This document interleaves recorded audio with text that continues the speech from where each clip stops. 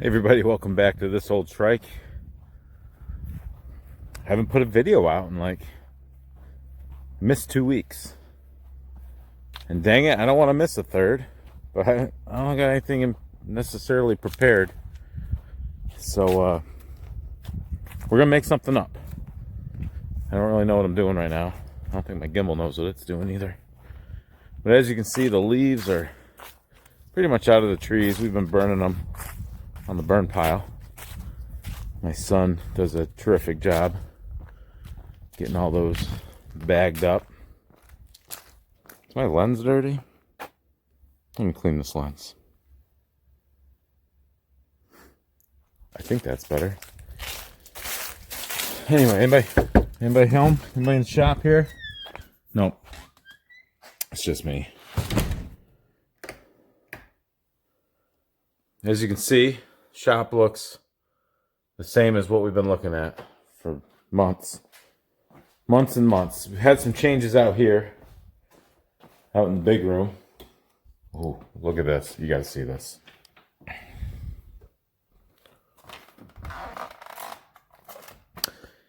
We have had some changes. Where to begin? I wish I could zoom out. Can I zoom out? No, doesn't want me to zoom out.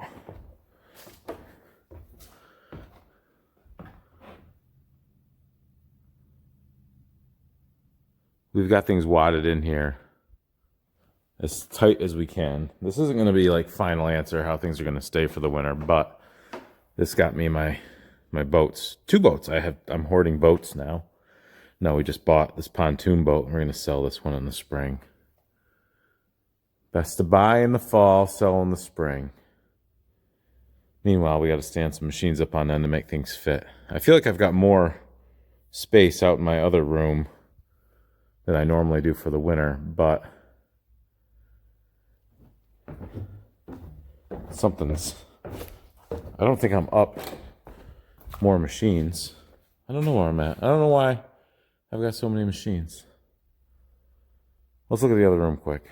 Let's see if I could defragment and get some more space in there.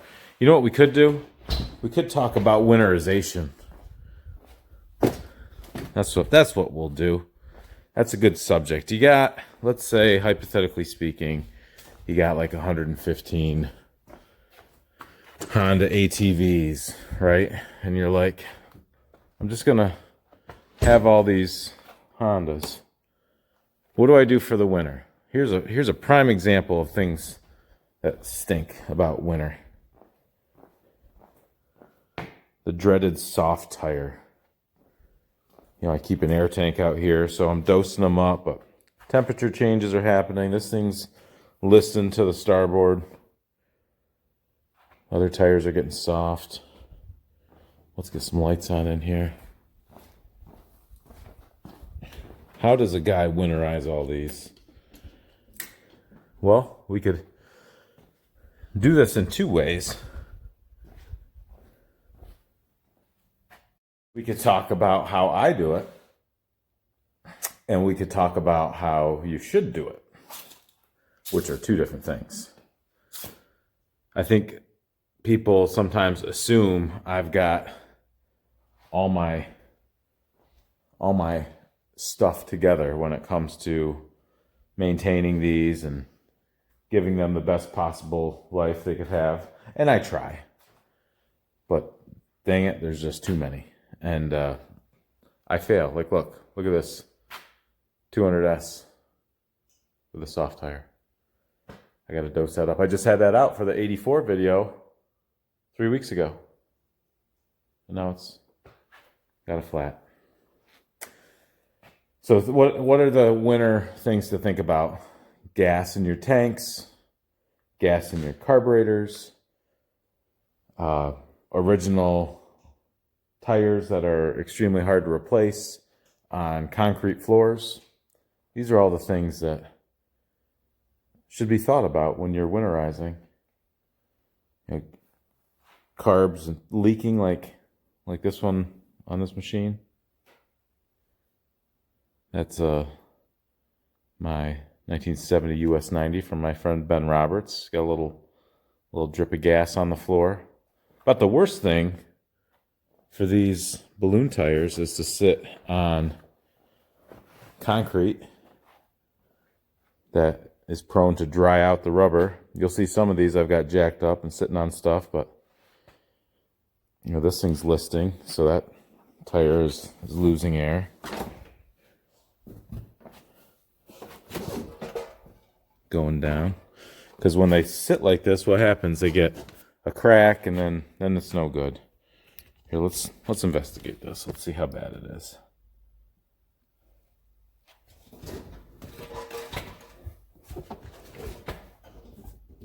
It's not horrible, but it's not good. What can I wad under there? So you gotta figure out what machines are your problem children, what tires are gonna go soft, so you can put proper blocking under axles or frames or things to jack them up. I usually keep some spare blocks there, but there's nothing. But that's something I'll do. I guess I got wood in different places. So trying to keep your rubber off of unsealed concrete. If you got a sealed concrete floor, you're in better shape. I don't have that. Ethanol in the gasoline these days is a terrible thing. So it draws moisture out of the air, and you end up with water in your gas tank, and the water and the gas separates.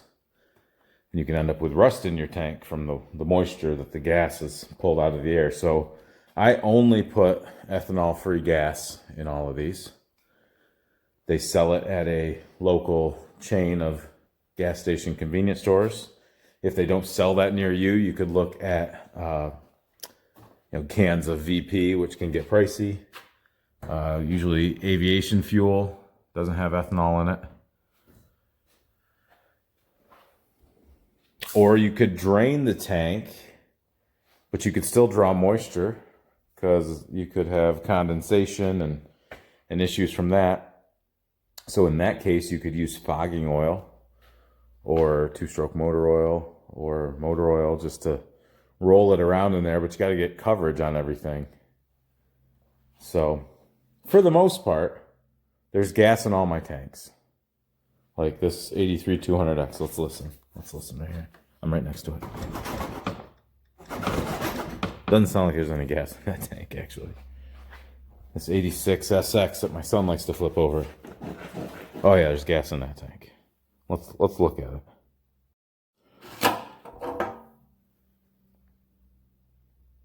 So it's not rusty by any stretch. It actually looks really good in there. But I have gas in my tanks on any given moment. This 86 350X has the fenders off it. We were examining them one day. I haven't got them back on it, but this Curdy put one of his carburetors on it at my show.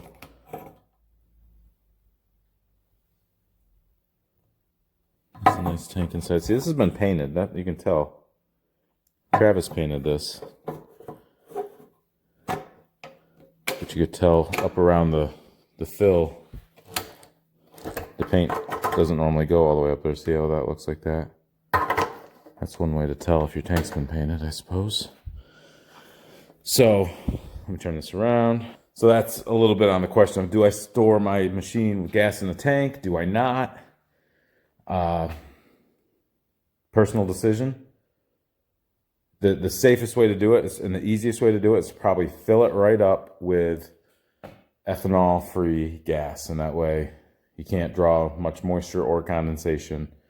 Everything's submersed, and you're going to keep that metal nice. Rule of thumb is you should have your petcock off in the event that your petcock fails. Scratch that. In the event that your needle valve fails and lets gas just flow into your carburetor. And if that's the case, it will do one of two things. It'll flow out the overflow, so all the gas you put in there to keep your tank nice flows out on your floor, and you come out one day and you're like, I smell gas. Oh, look at this. Look at this big mess. There's $20 on the floor. So you shut your petcock off to keep that from happening. The other thing that happens is if for some reason it doesn't go out your overflow, it could fill up your carburetor, run down in your cylinder, and fill your crankcase with gas. So you have gas and oil mixed together, which is the case on that 85. My gosh, Gimbal, can you work with me? 85. Here, crush it. Crush it. 85 200X. That had gas in the oil. So I drained it, and the carburetor overflows badly. I think I might take that into my shop and pull the carb off it. I've got a kit from Curdy Eldridge 223 cycles that I'll throw in that and hopefully remedy that.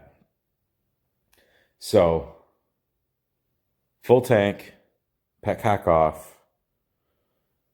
The smart move is to drain all your carburetors. How do you do that? Do you guys know how to do that? You guys are good smart people. That's what my grandpa would say. Good smart people. Here, let me show you how on this 86 200X. Grandpa would say, you know, you're a good smart guy, when he's telling me something I should know. So this is your overflow hose. What? Oh, how do you do it? I guess you gotta get to the other side. Where is it? Let me go with what I know. All these carburetors are basically the same. You find the screw at the bottom of your bowl, right here.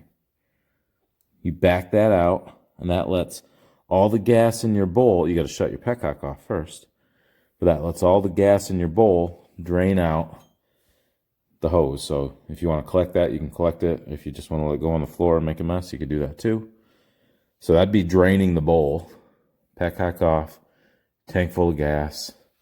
Keep your rare tires off the unsealed concrete. See, I'm doing that really well. That's the rule of thumb. I mean, you do that, and you're pretty much in good shape.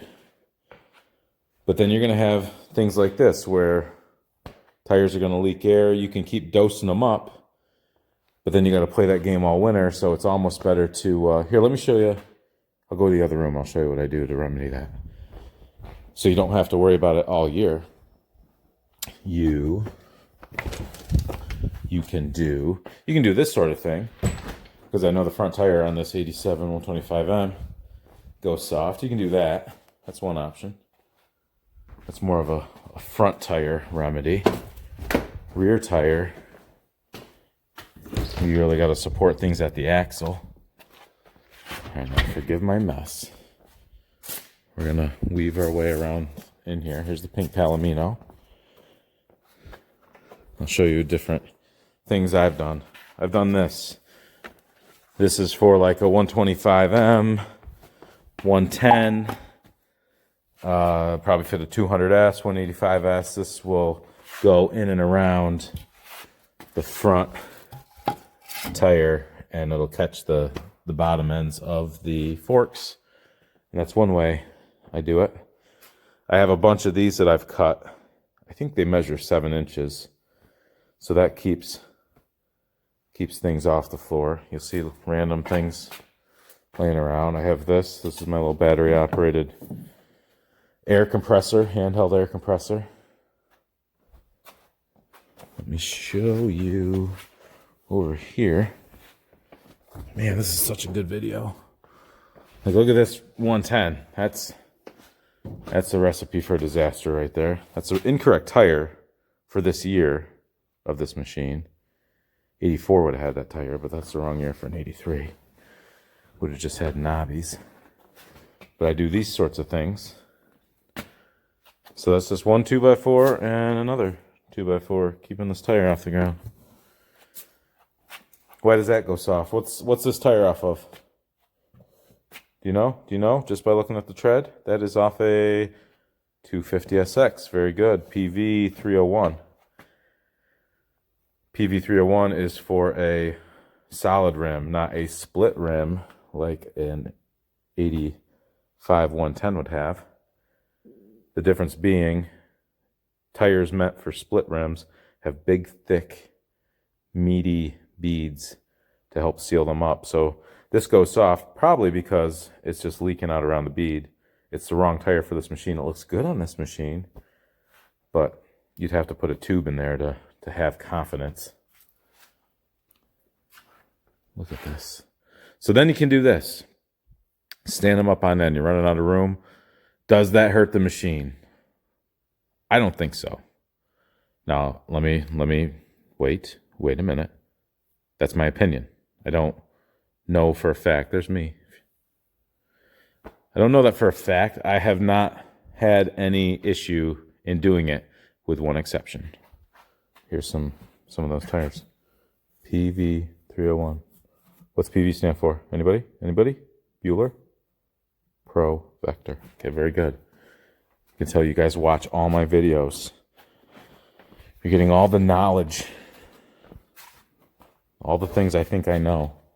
Okay, the only time I've had an issue with standing a machine up on end is, excuse me, I'm making my way. Sorry, excuse me, pardon me, excuse me. Second gen 125Ms. You stand these up on end and they will leak oil out the breather, the case breather. So do that at your own risk. What else have I done for winter? It's always good to put a battery tender on machines with a battery. You can see I'm not doing that very well. Somebody, I think they've just put a new battery in this last year. Sounds a little tired. Should be on a trickle charger. That's tricky because that'd be 1, 2, 3, 4, 5, 6, 7 machines right here. And all the 250S's, 250ES's are over there. It's a lot of batteries. You know why these mirrors are here? Because I didn't have a good place for them. And this is to keep them safe. Until I figure out what I want to do with them. Who knows? Did all this organization last year. You might remember that. Well, I freshened up the organization. I smell gas. You smell it, guys? You know what I bet it is. This 200S. Oh, yes. Let's talk about this. As I weave my way through here. Oh my gosh. Oh my gosh. I tucked that through there. That's wet. Is that leaking on my seat? So, depending on how full your gas tank is, when you stand it up on end, if you've got gas up this high, if you had a full tank, you got to shut the valve off, the vent. And if the vent doesn't shut off very well, you can end up with this scenario. So, I think that's what I smell. It's not dripping, but it will slowly evaporate until it's below the danger level. Look at all this stuff. I got a 185S over there. So let me tease a future video. I've been in contact with Noah Olson, who has for a while now been making really cool like gusset kits for 350Xs, heel guards, skid plates for 350Xs, maybe other stuff I'm not aware of, but he just bought out Swamp Outlaw or something. But he's been making lift kits for ATC 200s, ATC 185Ss, I think 200Es, 200ESs, even though they're shaft drive. So I think I'm going to be getting a kit from him and putting it on a machine. It might be that 185S.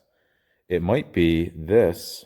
It might be this 200M I got from my buddy Red Mike. I asked Noah if he can do if any of his kits fit this, because that's the same front end as an ATC 200, an 83, which I know he's got. So the forks will work. The rear end, I believe, is the same or extremely similar to a 200E. So it should work, I think.